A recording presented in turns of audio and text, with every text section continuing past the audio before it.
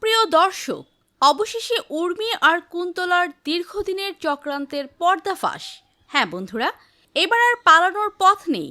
অনুরাগের ছোঁয়া ধারাবাহিকের আজকের পর্বে আমরা দেখতে চলেছি সোনা নিজের হাতে পুলিশের কাছে তুলে দিল উর্মি আর কুন্তলাকে। গত পর্বে আমরা দেখেছিলাম সোনা নিজের চোখে দেখে নেয় কিভাবে উর্মি সূর্যের ডায়েরিতে সেই রহস্যময় ঔষধ মাখাচ্ছে। এই ঘটনার পর আর একটুও দেরি না করে সোনা ভিডিও প্রমাণ সহ লাবণ্য দেবীর কাছে যায়। এই ভিডিও দেখে লাবণ্য অবাক হয়ে যায়। অন্যদিকে সেনগুপ্ত বাড়িতে তখন সবকিছু স্বাভাবিকভাবেই চলছিল। উর্মি তখনও ভাবছে তার প্ল্যান আবারও সফল হতে চলেছে, কিন্তু না, এবার আর সেই সুযোগ নেই। ঠিক তখনই বাড়িতে ঢোকে পুলিশ, সাথে সোনা, লাবণ্য আর অবিনাশ। পুলিশ সরাসরি সামনে আসে উর্মি ও কুন্তলার। সঙ্গে সঙ্গে উর্মি চমকে যায় এবং সে বলে, এটা কি হচ্ছে? আমি কিছু করিনি। কিন্তু সোনা তখন বলে, কাকিমা, তুমি যা করেছো সব ক্যামেরায় আছে, আমি নিজের চোখে দেখেছি। কুন্তলাও চমকে উঠে বলে, আমি তো শুধু ঔষধ দিয়েছিলাম।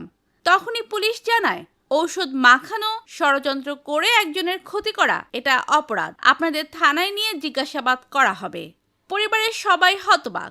লাবণ্য চোখে জল নিয়ে বলে, আমার পরিবারকে ছিন্ন ভিন্ন করার চেষ্টাই করেছিলে তোমরা। আমার ছেলেকে শেষ করতে চেয়েছিলে।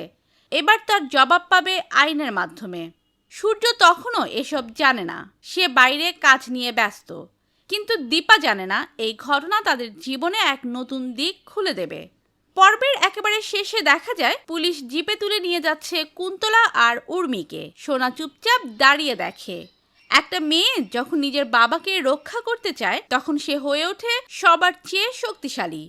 বন্ধুরা, তোমরা কি চাও যে সোনা, উর্মি এবং কুন্তলার সব ষড়যন্ত্র ফাঁস করে পুলিশের হাতে তুলে দিক? কমেন্ট করে জানাও তোমাদের মতামত।